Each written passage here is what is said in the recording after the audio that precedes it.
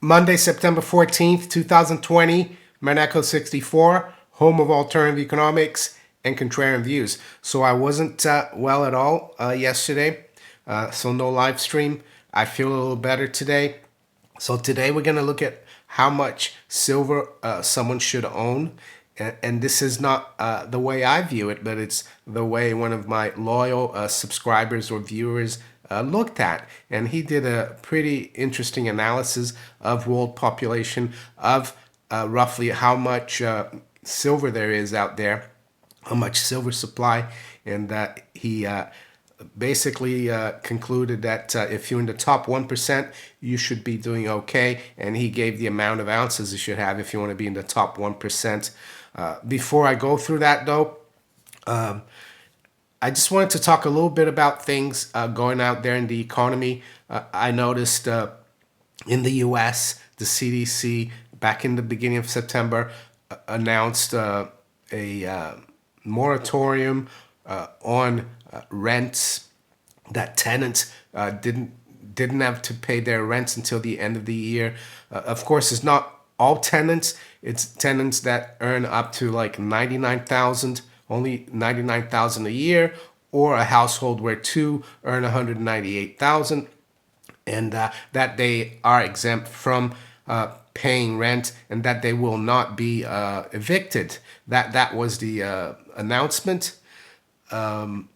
Yeah, and one of the reasons that was done is because Congress cannot come to an agreement on a package, an aid package, after the CARES Act rules expired at the end of July. This necessarily doesn't mean that people will not pay their rents, because if they can, they should, I think. And the thing about this new rule, or I like to say a diktat by the CDC and the federal government, Trump administration, is that you're still going to have to pay it from January next year.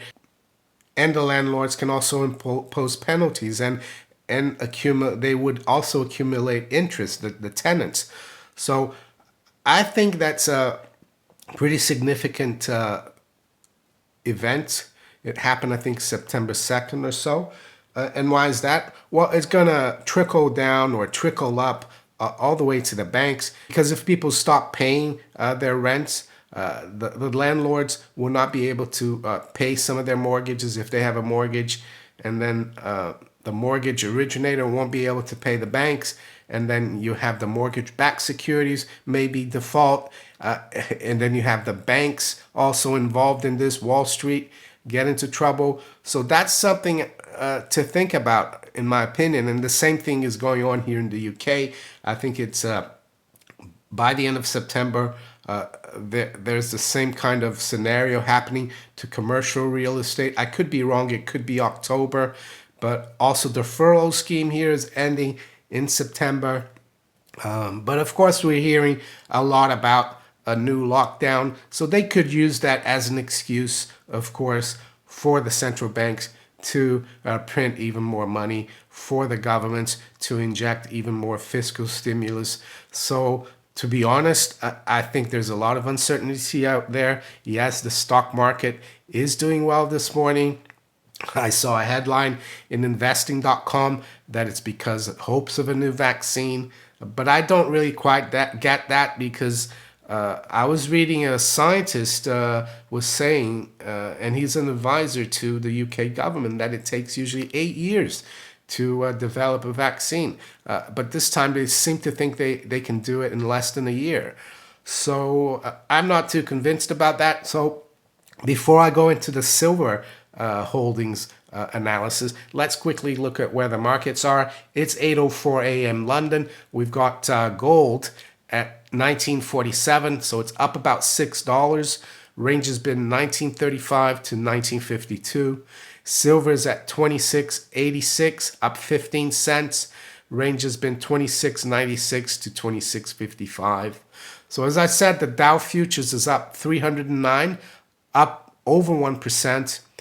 S&P 500 future is up 43 or 1.3%, and the Nasdaq 100 futures is up 1.7% or 189 points. In the currency market, we got sterling up a quarter at 128.29. The euro is up slightly, not much, at 118.50, and the dollar's down 0.2% versus the yen at 106 exactly. The bond market, we've got the 10-year yield actually pretty much unchanged at 0.665. So that again is a weird move. You'd expect yields to be up with the stock market higher. But there's a lot of discrepancies, unfortunately, out there in these markets, in the economies, because it's been so interfered with, not only by government, but by central banks. So let's go through this silver analysis. I would say personally, I've always said to people that you hold as much silver as you can, consider it savings. But this is a bit of fun here. And this is what the viewer said. How much is enough? Here's one way to answer the age-old question of how much silver one should own, depending on how much your stack compares to other potential holders. I've run, or he's run the numbers, and if you look at how much of the global population can hold X amount of silver, we see the following. A is if someone, a big whale, owned all the silver, right? This person can own 6 billion ounces. If 2.5 people can split it and hold the full 6 billion ounces with 2.39 billion, right? This is still whales. And then he says 393,941 people can hold 15,230 ounces. 988 million could hold 6,000 ounces each, or roughly 6,068. 6 million would be holding 963 ounces, and 15 million, if 15 million people held silver, it would be 383 ounces, right? So this is what he says. A and B are out of reach for most, of course. C and F are within reach of the common man and still puts them in the top 1% of possible silver holders. And now here's the most interesting part. This table assumes an even distribution, which we know JP Morgan stockpile skews the table, which means it would take even less to be in the top 1%. Please check my math and let me know if this helps answer the age-old question of how much silver I should hold. So there you go. If you look at the top percent column, you've got 60.9 ounces. You'd be in the top 1.26%. So that's what he is talking about. I'm sure you probably want to have a bit more than that. So if you've been stacking and you've got more than 60.9 ounces, according to this viewer, you should be okay. But as I've said before, you should try to have as much silver as possible. Yeah, I really think silver will outperform, as it usually does, of course, in the precious metals bull market. We could see silver making a big comeback in the scheme of things. I think even young people are going to get back into silver. Yes, young people are thought to be more interested in cryptocurrencies and technology, but I don't think that is necessarily true, to be honest. So there you go. If you're holding more than 60 ounces, you should be all right, according to this viewer. So if you enjoyed this video, make sure you hit the like button. Please share it far and wide. Think about subscribing to the channel if you haven't yet. And you can also follow me on Twitter, Facebook, and all these other platforms below here. I wish you all a great day. Take care. Bye.